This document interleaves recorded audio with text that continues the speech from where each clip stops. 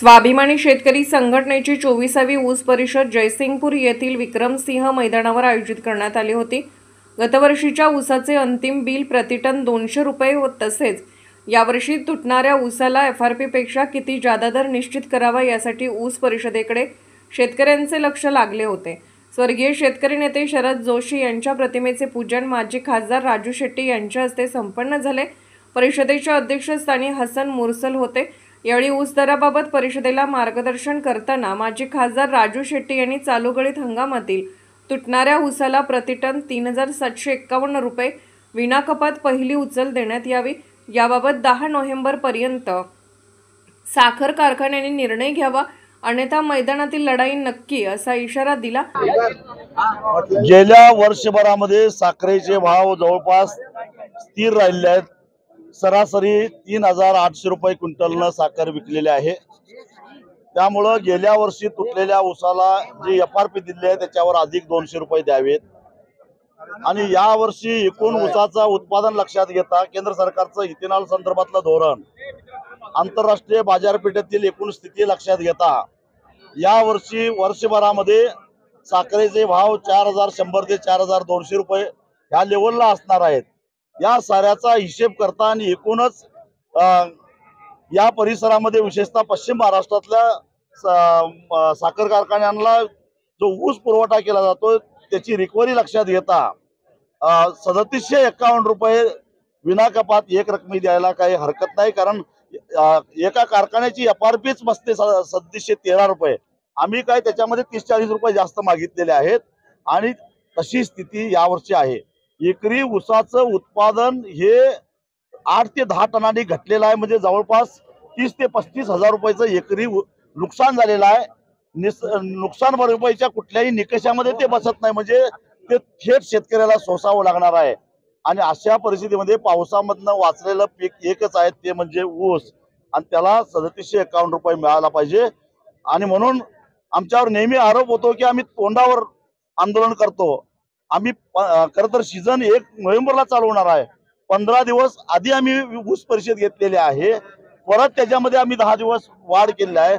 25 दिवस कारखानदारांना विचार करायला वेळ दिलेला आहे। एक रकमी तर सोडणारच नाही, कारण हायकोर्टाचाच निकाल आहे, परंतु 3751 जर स्पर्धा टाळायची असेल, कारण याच्यामध्ये कमी रिकव्हरी असणाऱ्यांना ऊस मिळणार नाही, त्यामुळे स्पर्धा टाळण्यासाठी सगळ्या कारखानदारांनी 3751 रुपयाची पहिली उचल द्यावी ही आमची भूमिका आहे। काटामारीबाबत मुख्यमंत्री देवेंद्र फडणवीस यांनी कारवाई करण्याऐवजी कारखानदारांना ब्लॅकमेलर आहेत का असा सवाल केला। टार्गेटवरती तुमची केस असतील का? मुख्यमंत्र्यांना माहिती आहे काटा मारतात, तर मग कारवाई का केली नाही? महाराष्ट्राच्या मुख्यमंत्र्याच्या वर कोण नाही ना वरिष्ठ? मग एक माणूस गुन्हा करतो हे माहिती आहे, मग त्यावर कारवाई का नाही झाली?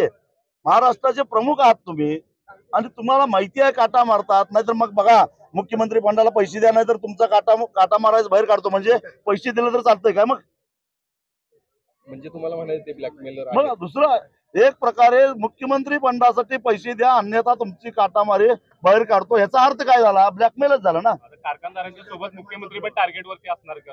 100%। जर त्यांना माहिती, बरं 10 वर्षापूर्वी मी पुरावे यांना दिले होते, बरं यायचा वापर करायचा उत्पादन वाढीसाठी, मग रिकव्हरी चोरीसाठी आणि काटामारीसाठी यायचा वापर का होऊ नये हे आम्हाला सांगा। तुम्ही म्हणजे महाराष्ट्राचे डोळे आहात आणि तुम्ही तुमच्या डोळ्यानं बघितलेलं आहे चळवळ संपली का चळवळीला बाळसा आलेला आहे। जरी माझी केस पिकलेली असली तरी चळवळीला मात्र चांगलंच बाळसा आलेलं आहे। शेतकऱ्यांची संपूर्ण कर्जमाफी व्हावी यासाठी 28 तारखेला अमरावती ते नागपूर भव्य मोर्चा काढण्यात येणार आहे, त्यामध्ये सहभागी व्हावे असे आवाहन राजू शेट्टी यांनी केले। 27 ऑक्टोबर पासून चलो नागपूरचा नारा दिलेला आहे। गुरुकुल मोजरी पासून बच्चू कडू आहेत, मी आहे, बरेच शेतकरी नेते आम्ही त्या दिशेने निघालो। महाराष्ट्रातले शेतकरी जाणार आहेत। त्या आंदोलनात रिकामा झाल्यानंतर 10 नोव्हेंबर नंतर या आंदोलनाला हात घालणार आहोत, मैदानात उतरणार आहे आणि मग जे काय व्हायचं ते होऊन दे। मला असं वाटतं की कारखानदारांनी संघर्ष टाळावा आणि आमच्या मागणीचा विचार करा।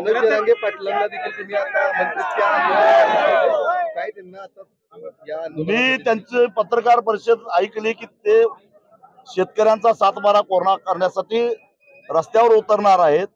शेतकऱ्याचा 7-12 कुणामुळे कोरा होतोय हे महत्वाचं नाही. 7-12 कोरा होण्याची गरज आहे, कारण दररोज 8 शेतकरी आत्महत्या करतायत. त्यामुळं एकमेकाला पूरक अशा पद्धतीनं अंतिम उद्दिष्ट शेतकऱ्याचा 7-12 कोरा. त्यामुळे जरांगेंचं आंदोलन असेल, बच्चू कडूंचं असेल, स्वाभिमानीचं असेल किंवा अजून कोणी करत असतील, सगळ्यांनी मिळून आंदोलन करावं आणि महाराष्ट्रातल्या शेतकऱ्यांचा 7-12 कोरा करावा अशी आमची मागणी आहे. तुम्ही म्हटलं की तुम्ही एकत्र या 7-12च्या या आंदोलनासाठी तुम्ही एकत्र येणार, मात्र दुसऱ्या बाजूला तुम्ही सगळ्यांना आव्हान केलंय की जर हा 7-12 कोरा नाही झाला तर तुडवून मागायला.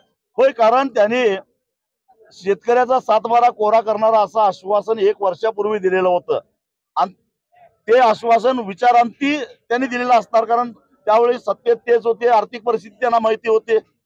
आणि मग असं असताना सगळ्या महाराष्ट्राला नको असलेल्या शक्तीपीठ महामार्गासाठी 20,000 कोटी रुपयाचं कर्ज काढायला सरकार तयार आहे. मग त्यात थोडी भर घातली तर शेतकऱ्याचा 7-12 कोरा होतो. यावेळी जर बघितलं तर आपण साखरेचं उत्पादन हे खूप कमी होणार आहे. त्यामुळे शेतकऱ्यांना एक संधी आहे की आपल्या पत्रात जास्त पैसे काढून घेणं. काय शेतकऱ्यांना तुम्ही आवाहन करणार, कारण ऊस तोडीला घाई करतात? आम्ही शेतकऱ्यांना एवढंच सांगू की 30 जानेवारी नंतर एकही कारखाना चालू राहणार नाही, एवढाच ऊस उपलब्ध आहे. त्यामुळे ऊस लवकर जावा म्हणून मजुरांना वरनं पैसे देणं किंवा वाहतूक करणाऱ्यांना वरनं पैसे देणं हे असले उद्योग करू नका. सगळ्यांचाच ऊस 30 जानेवारीच्या आत संपणार आहे. त्यामुळं उन्हाळी पीक घेण्यासाठी, कारण सुदैवानं ओला दुष्काळ असला तरी सुद्धा पाण्याची पातळी वर आलेली आहे. त्यामुळं उन्हाळ्यामध्ये एक पीक ज्यांच्याकडे विहीर आहे त्यांना घेता येणं शक्य आहे.